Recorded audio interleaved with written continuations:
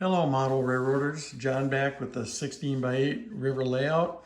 As I mentioned in one of my previous videos, before the tree videos, I talked about changing my scenery and rerouting track and things like that. I've been working on some plans online for track layouts and potential different ideas while keeping my layout the same, not the same, keeping the layout still in place and just making some modifications. And that's what I'm planning to do. I'm going to be modifying all my hills and things like that. What I did here was I made a diorama, and just so you know, this is my 8th one in the last 2 weeks of experimenting with different styles of things. And I never settle for one until I know I can do it multiple times really well. So I'm pretty happy with what I got here. I'm gonna move around a little bit so it could get a little bumpy. Anyways, this is kind of where what I've decided I think I like the best. And I think the camera is really showing the color the way it is. So I'm pretty pleased with that. I am actually going to start using this regular flex track and some little more high-end turnouts this time. And I got away from the Atlas track. I still sitting on my layout though right now. I have to peel a lot of that off, but it's going to be peeled off anyways because I got to reroute the track. What I'm going to be doing for the track is I'm going to come up with a double track that's going to go down to 1 on this end of the layout and the other end where my tunnel was. And then for future, I'm going to leave provisions for it so I can make it into 2 to cross over, make a crossover bridge. So that'll happen in the future, but for right now, I'm not going to get too worried about that. But I want the double track pretty much going almost all the way around this thing to have it as like having 2 big passings or sidings, something like that. And they'll be connected. So if a train veers off one, it can get back on, just keep going. So that's kind of what I'm thinking there. Anyways, the other thing is I'm leaning towards an extremely mountainous type region layout where I'm not going to have a lot of buildings, very few little industries. It's just going to be more of an outdoors thing.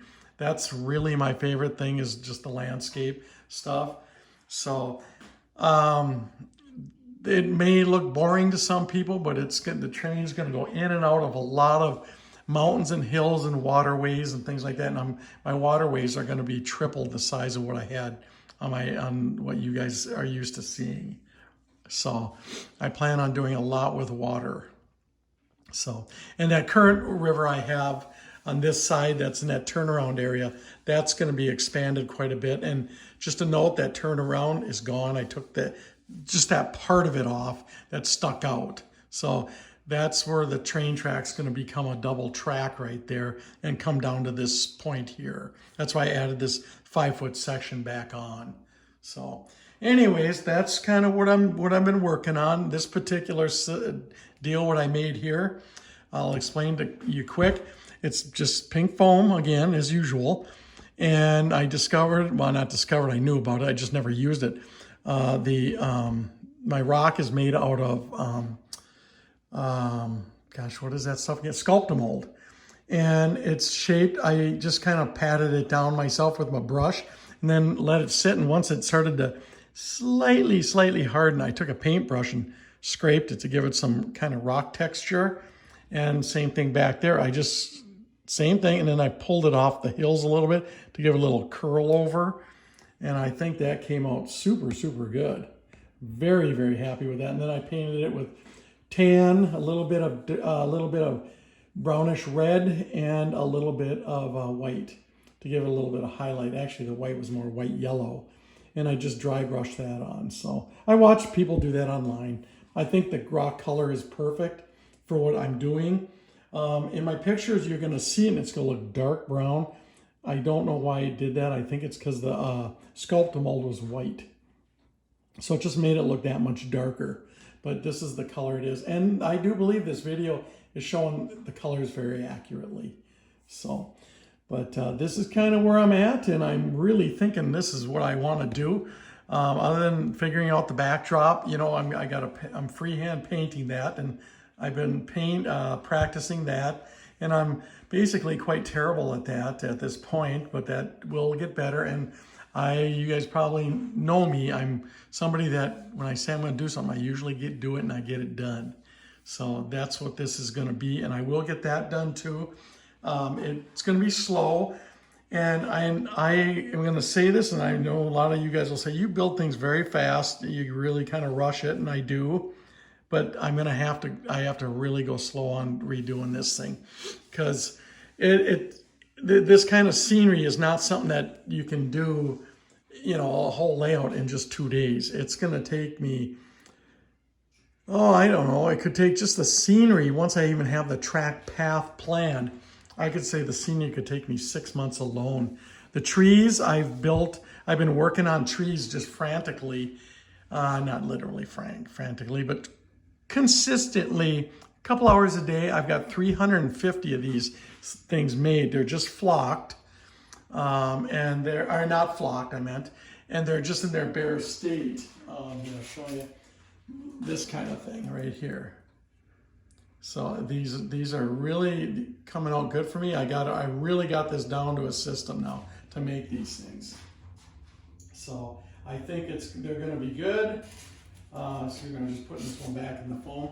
Like I say, I got 350 done. I've got enough material to make another, I don't know, 200 more, I suppose. But I'm going to need, I think, I'm estimating, with as dense of trees and stuff as and foresty as I want this thing, I could see me needing probably a good 600 to 800. I don't know. I'm going to make probably 200 more and be done with it for a while until I start really putting them in the ground to see what I'm going to need. And then I'll put deciduous trees in there.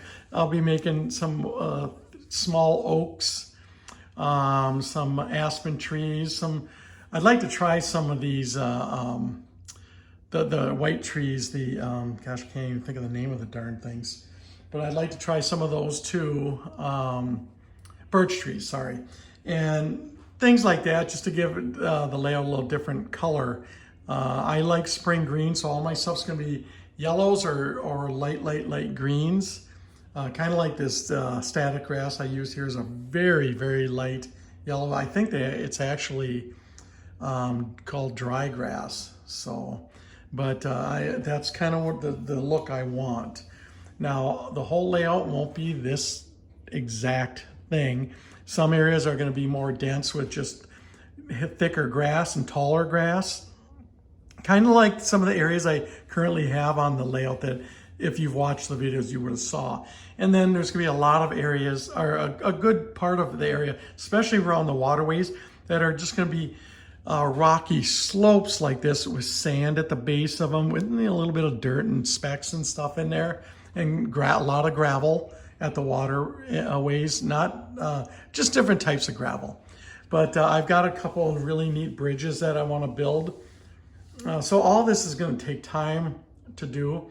And at some point, I will show you what the whole layout is looking like once I actually get the track ran and kind of glued into position. That's when I will be exposing what I've got, how I've modified everything.